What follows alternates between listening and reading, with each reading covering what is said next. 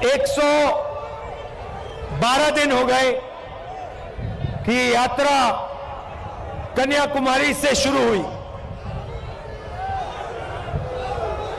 और आज यहां पानीपत में ऐतिहासिक हिस्टोरिकल जगह में आज हम यहां सुबह चले हैं।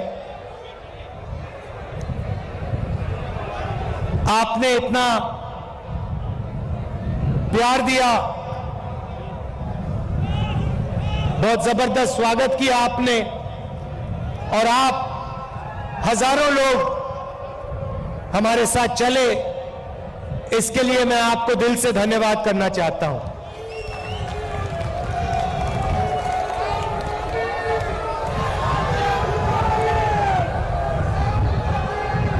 भाइयों और बहनों, एक सवाल शुरू करने से पहले एक सवाल है मेरा।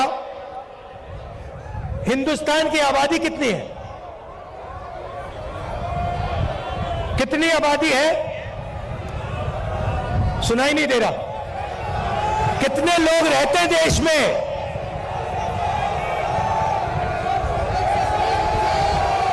कितने?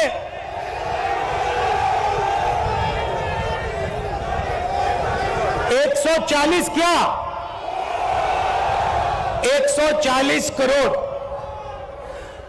अच्छा एक बात बताइए, ये स्टेज पे कितने लोग बैठे हैं? 100, तकरीबन 100 लोग हैं ना। अब मैं आपको थोड़ा सा देश की जो आर्थिक स्थिति है उसके बारे में बताना चाहता हूं। देश की आबादी 140 करोड़ रुपए, 140 करोड़ लोग, ठीक है। पहला नंबर याद रखिए, 140 करोड़। अच्छी तरह सुनो। अब दूसरा नंबर याद रखिए, 100। अब मजे की बात सुनिए, हिंदुस्तान में, नहीं शांत हो जाइए क्योंकि मैं गहरी बात बोल रहा हूं। देखिए स्टेज पे 100 लोग, देश में 140 करोड़ लोग। आज के हिंदुस्तान में जितना धन आधे हिंदुस्तान के हाथ में है, उतना धन हिंदुस्तान के सबसे अमीर 100 लोगों के हाथ में है।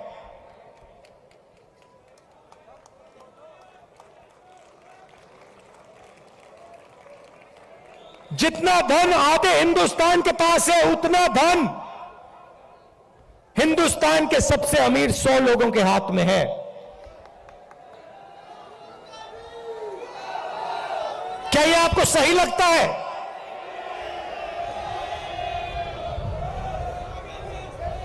क्या आपको इसमें न्याय दिखाई देता है?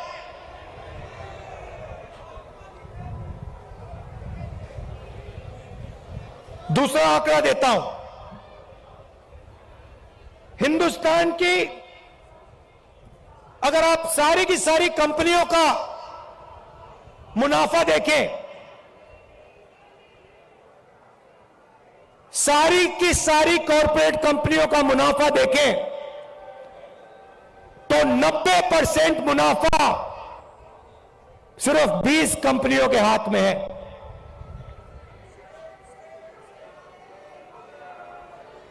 मतलब 90% मुनाफा 20 कंपनियों के हाथ में, और इस देश का आधा धन 100 लोगों के हाथ में। यह है नरेंद्र मोदी जी के हिंदुस्तान की सच्चाई।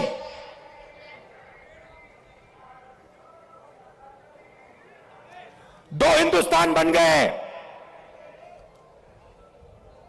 एक किसान, मजदूर, छोटे दुकानदार, बेरोजगार युवा, इनका इसमें करोड़ों लोग रहते हैं।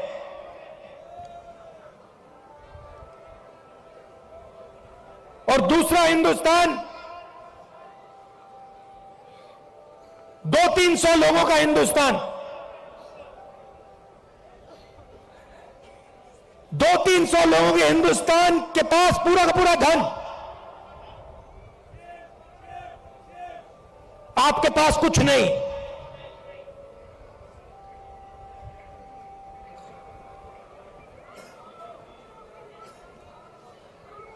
आपके पास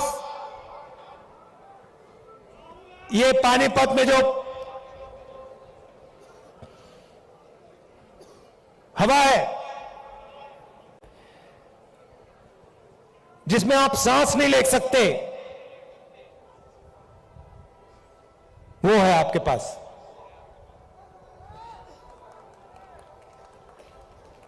ताली बजा रहे हो भैया, कैंसर है ये। आपको भी हो रहा है, सबको हो रहा है।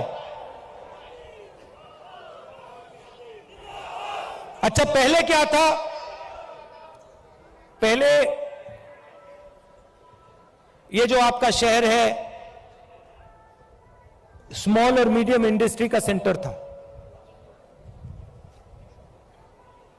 यहां पे हजारों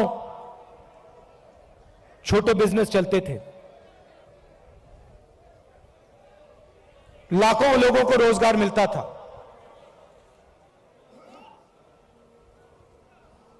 और फिर नरेंद्र मोदी जी ने नोटबंदी की, गलत जीएसटी लागू की,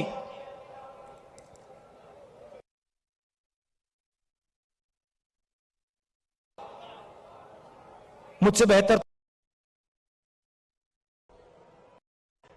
ये दो पॉलिसियां नहीं थी,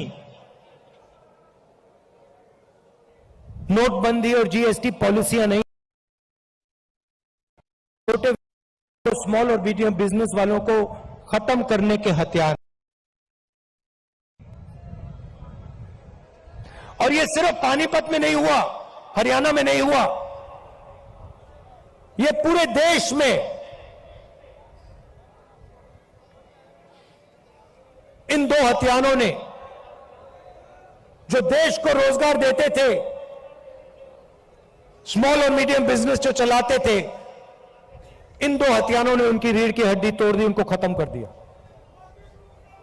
और आज 21वीं सदी में हरियाणा बेरोजगारी का चैंपियन है। आपने सबको पीछे छोड़ दिया बेरोजगारी में। कितना भैया? 38%।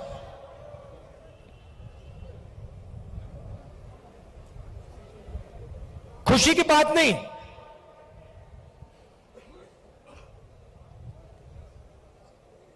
हरियाणा का जो युवा है, युवा शक्ति है, सारी की सारी जाया हो रही है।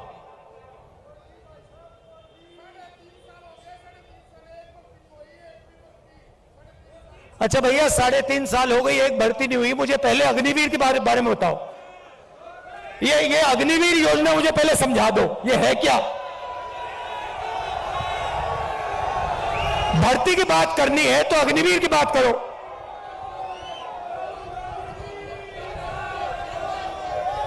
ये कहते हैं, पहले कहते हैं हम देशभक्त हैं,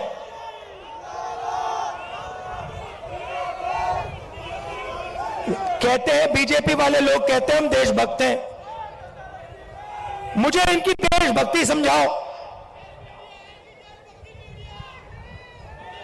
हिंदुस्तान में लाखों लोग, हाँ लाखों युवा सुबह उठ के 4 बजे,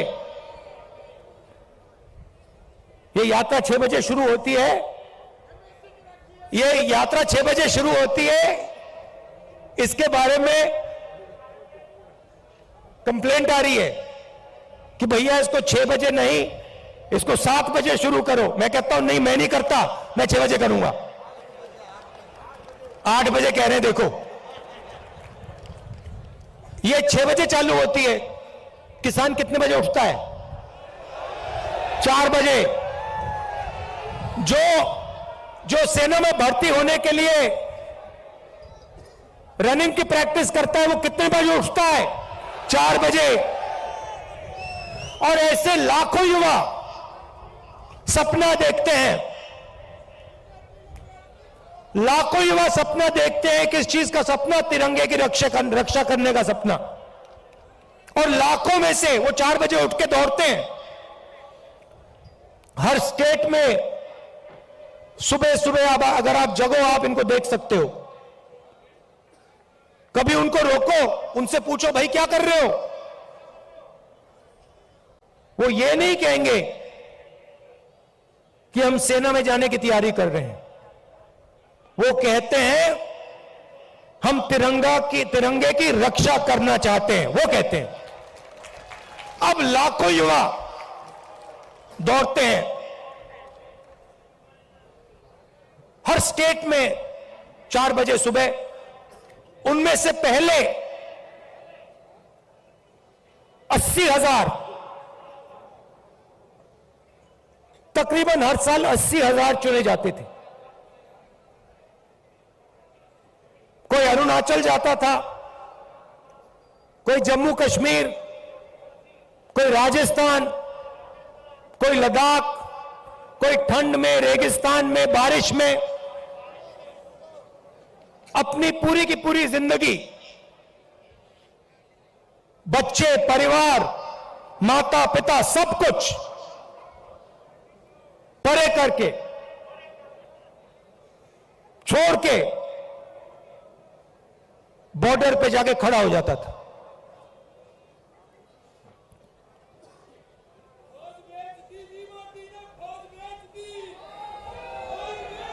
नहीं, सुनो सुनो, बात सुनो।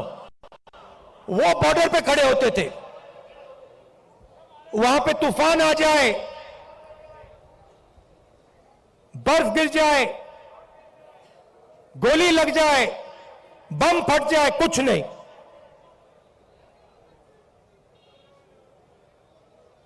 देश के लिए, अपना खून देने के लिए 80,000 युवा हर साल सेना में भर्ती होते थे। अब उनको पहले सेना क्या देती थी? सबसे पहले सेना उनसे कहती थी, देखो एक दिन ऐसा आ सकता है जब आपको हिंदुस्तान के लिए लड़ना पड़ेगा, शायद आपको शहीद होना पड़ेगा, मगर हम आपको एक बात की गारंटी देंगे कि दुनिया में सबसे बेहतर ट्रेनिंग हिंदुस्तान की सेना को, वायुसेना को, नेवी को हम देंगे। यह पहला वायदा हुआ करता था। यह पहला वायदा हुआ करता था उन 70,000 युवाओं।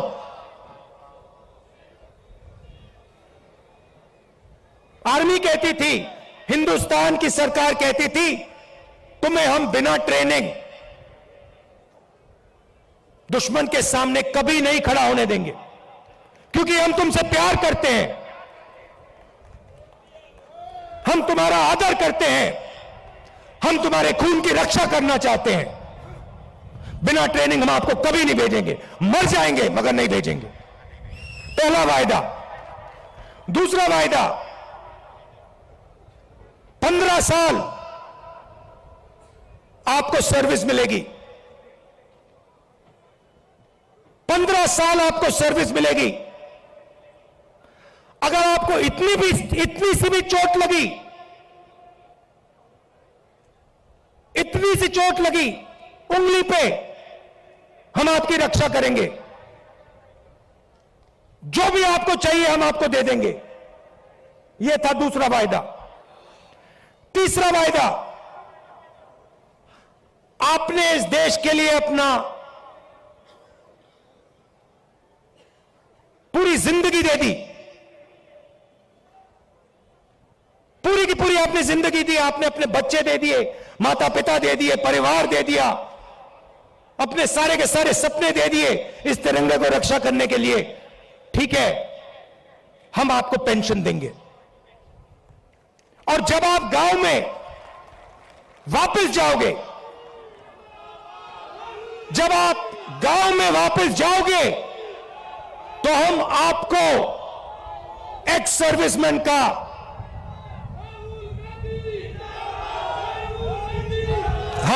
एक्स सर्विसमैन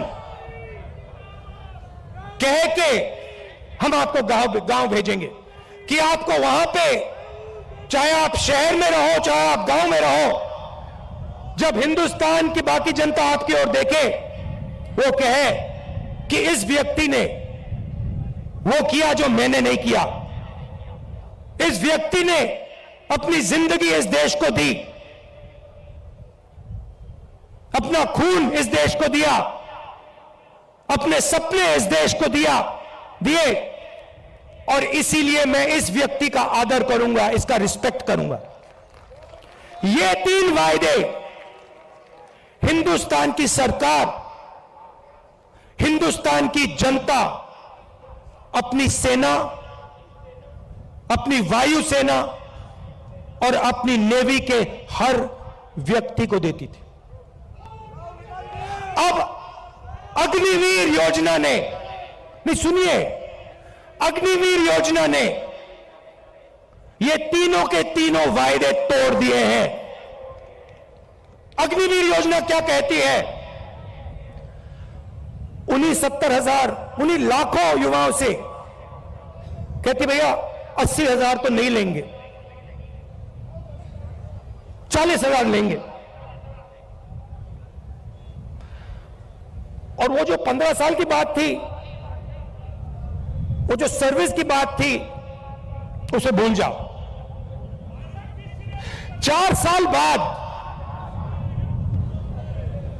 पहले 80,000 लिए जाते थे, 4 साल बाद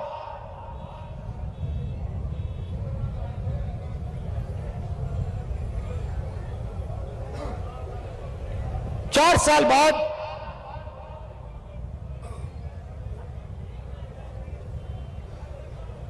हम 75% को वापस भेज देंगे, निकाल देंगे, बस 25% हम रखेंगे।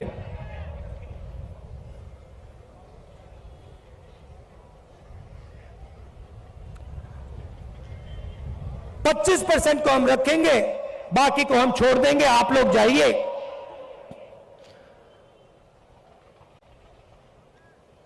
बेरोजगार हो जाइए। अच्छा, जो पहले हम ट्रेनिंग देते थे, जो सैनिक को तैयार करने में 5, 10, 15 साल लगते हैं, मिसाइल चलाने में, रॉकेट चलाने में, हथियार को ठीक से चलाने में जो टाइम लगता है, उसको भूल जाइए। सिर्फ 6 महीने की ट्रेनिंग की जरूरत है। 4 साल बाद घर वापसी। तो ये वायदे नरेंद्र मोदी जी ने और बीजेपी ने तोड़े हैं। जब मैं ये बात उठाता हूं तो कहते हैं मैं सेना के विरोध बात कर रहा हूं। मैंने बोला था, प्रेस के मित्र हैं, ये भी उनकी बात करते हैं कि देखो भैया,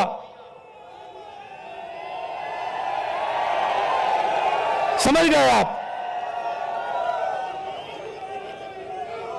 मैं सेना की बात उठा रहा हूं। मैं कह रहा हूं कि 15 साल आप सर्विस देते थे,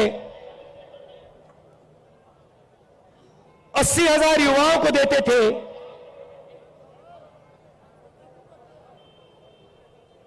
पेंशन देते थे, अब नहीं दोगे।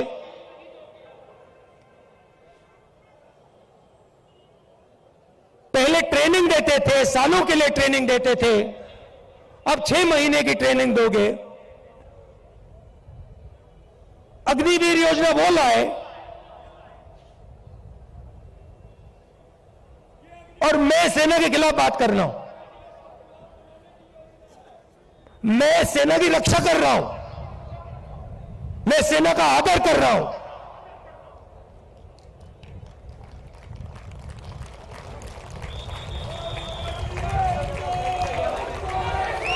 और भाइयों बहनों, एक और बात, जब वो युवा सड़क पर दौड़ते हैं, लाखों लाखों दौड़े, जब उन्होंने सरकार से कहा, सरकार से कि भैया ये अग्निवीर योजना हमें अच्छी नहीं लगी, हम आर्मी में देश की रक्षा करना चाहते हैं, तो फिर सरकार ने क्या किया आप जानते हो? सरकार ने कहा कि इनके अगर चेहरे कैमरा पे आ गए, जो धरना दे रहे थे, अगर इनके चेहरे कैमरा पे आ गए तो इनको कोई सरकारी नौकरी नहीं मिलेगी। और धमकाया उनको कि बाहर मत आओ, अग्निवीर के बारे में सच्चाई मत बोलो, नहीं तो तुम्हें सरकारी रोजगार नहीं मिलेगा। मैं चला हूं, 3000 किलोमीटर चला हूं, वो सारे के सारे युवा मुझसे मिल रहे हैं, सारे के सारे कह रहे हैं कि हमारा सपना तोड़ दिया, हमारा भविष्य बर्बाद कर दिया। छुपाई नहीं जा सकती बात। हरियाणा 10%, सेना को 10% हरियाणा लोग देते हैं, आप देते हो। हरियाणा का हर युवा जानता है, अग्निवीर का मतलब हर युवा जानता है, हर सैनिक जानता है।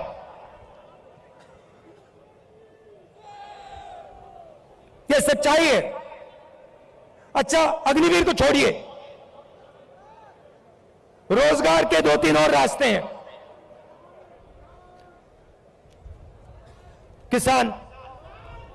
किसान के लिए अग्निवीर योजना, वो 3 काले कानून थे।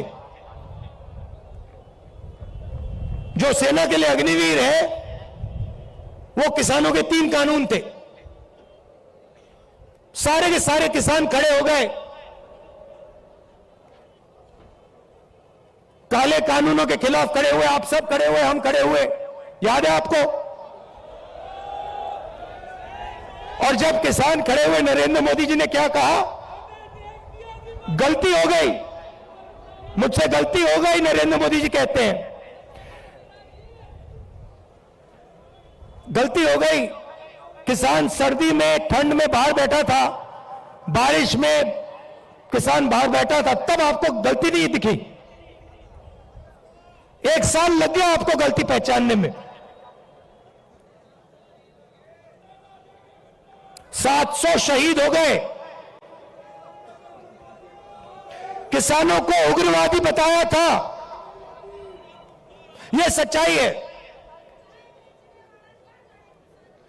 नहीं भैया, देखिए, चाय बेचने वाले बहुत जानते हैं,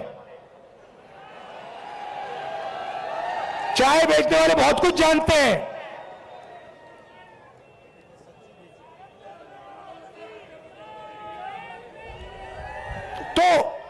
तो देखिए, फिर कहते हैं, बीजेपी वाले लोग कहते हैं, मैं आपको बताता हूं, देखिए, बीजेपी वाले लोग कहते हैं कि देखिए, ये जो यात्रा है इसका क्या फायदा है? ये यात्रा कन्याकुमारी से कश्मीर क्यों चला जा रहा है?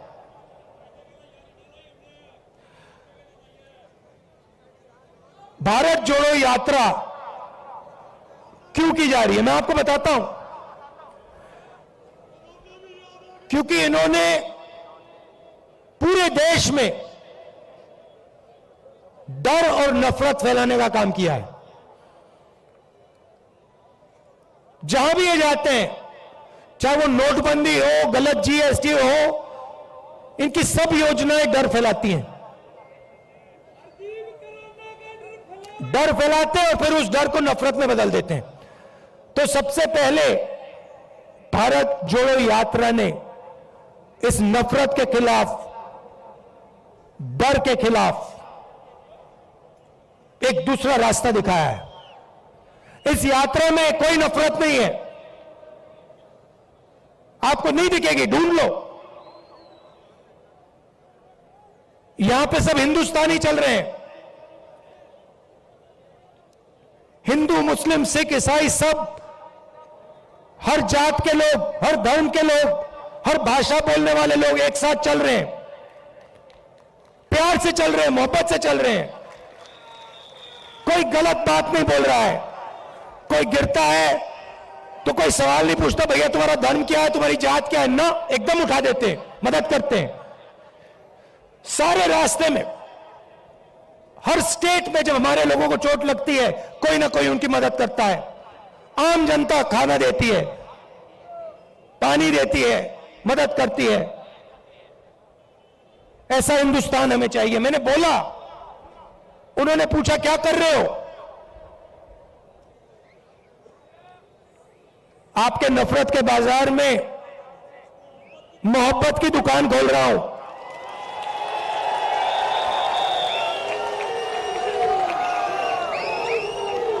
नफरत के बाजार में मोहब्बत की दुकान सिर्फ मैं नहीं खोल रहा हूं, करोड़ों हिंदुस्तानी खोल रहे हैं, आप लोग खोल रहे हो।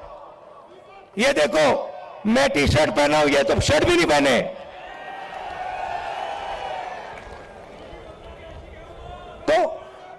तो इस यात्रा ने नफरत को मिटाने का काम किया है।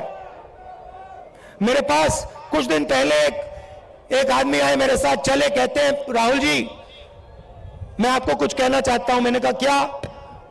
कहता है मेरे भाई के साथ मेरी लड़ाई थी, सालों उससे मैंने बात नहीं की, आपकी यात्रा आई, मैंने कहा क्यों ना मैं अपने भाई से बात करूं। और मैंने अपने भाई को फोन लगाया और मैंने कहा भाई अब मैं तुमसे लड़ना नहीं चाहता हूं,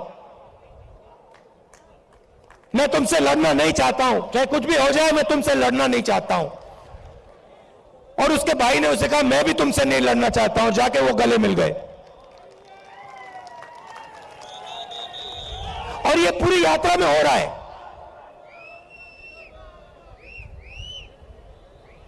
बहुत सारे लोग मेरे पास आए, मेरा पुराना मित्र था, उससे मैं लड़ गया, मैंने उससे दोस्ती कर ली। मेरा भाई था, मैंने उससे दोस्ती कर ली। तो सचमुच में ये यात्रा भारत को जोड़ने का काम कर रही। वो मीडिया नहीं दिखाती भैया, भैया कैसे दिखाएंगे बेचारे। भैया एक बात बताओ, भैया एक बात बताओ, आप देखो, आप समझो बात। आप कभी घोड़े पे बैठे हो ना? घोड़े पे लगाम होती है ना, अगर आप लगाम को इधर करोगे तो उधर जाएगा ना वो, अगर उधर करोगे उधर जाएगा ना वो। लगाम लगी हुई है भाई, वो कभी इधर खींचे वो उधर भाग जाते हैं, कभी उधर खींचे उधर भाग जाते हैं। मगर एक बात है, घोड़े के ऊपर मोदी जी की फोटो जरूर दिखेगी, वो तो दिखेगी। तो भैया अब बेचारे के ऊपर लगाम लगा हुआ है, वो क्या करें? उनकी गलती नहीं है, इनको भी जीना है, खाना खाना है, बच्चों की देखभाल करनी है, करनी तो है ना, सही बात है। तो ये देखो, ये मुस्कुरा रहे हैं, देखो ये मुस्कुरा रहे हैं, कह रहे हैं हाँ भैया बात सही, भैया को कह रहे हैं, देखो बोल रहे हैं हाँ बात तो सही की। तो हम समझते हैं कि आपके ऊपर आपके लगाम लगा रखी है, और हम जानते हैं कि हम जानते हैं कि आप सच्चाई को पहचानते हो, सच्चाई बोलना चाहते हो, मगर मुश्किल है, चलता है, हो जाएगा काम।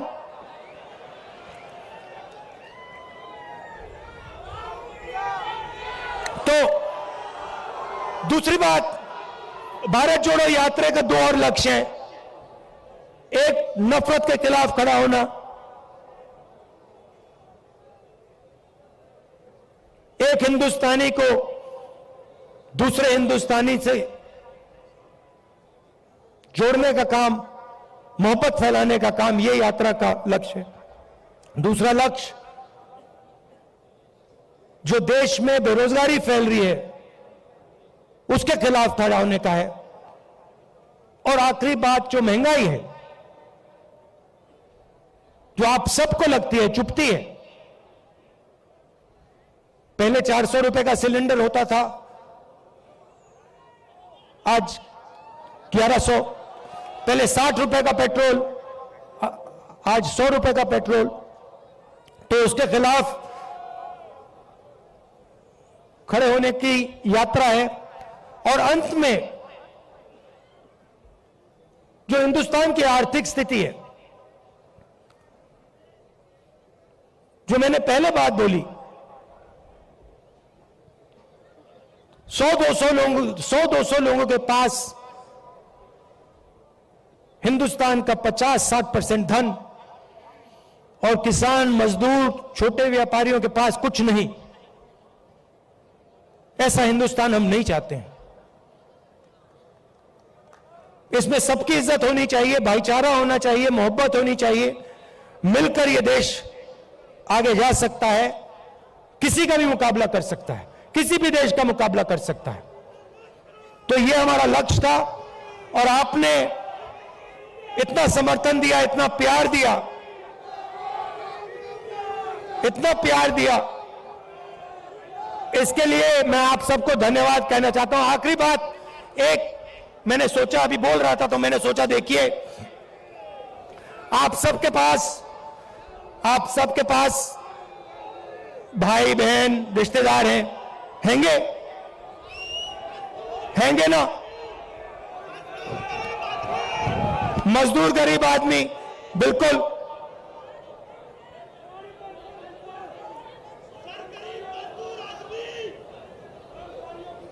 उस गरीब मजदूर आदमी के बारे में, उसके बारे में बोलूं, न्याय योजना का नाम सुना आपने? 2019 में हम एक योजना लाना चाहते थे, न्याय योजना। हर गरीब व्यक्ति के बैंक अकाउंट में 72,000 रुपए साल के सीधा बैंक अकाउंट में, गरीब मजदूरों के बैंक अकाउंट में, गरीब किसानों के बैंक अकाउंट में, सबके बैंक अकाउंट में। तो अगर हमारी सरकार आएगी तो हम ये योजना लाएंगे। हां, तो आप सबका दिल से धन्यवाद करना चाहता हूं। और देखिए, जैसे वो व्यक्ति मेरे पास आया था, उसने कहा था मुझे कि मैंने अपने भाई से फिर से रिश्ता बना दिया। आपके भाई हैं, कभी कभी लड़ाई हो जाती है, रिश्तेदारों से लड़ाई हो जाती है, दोस्तों से लड़ाई हो जाती है। आप जाके उनको फोन कीजिए, उनसे कहिए आप भी हिंदुस्तानी हो, मैं भी हिंदुस्तानी हूं, आप मेरे भाई हो, मैं आपसे लड़ना नहीं चाहता हूं, लड़ाई बंद कीजिए।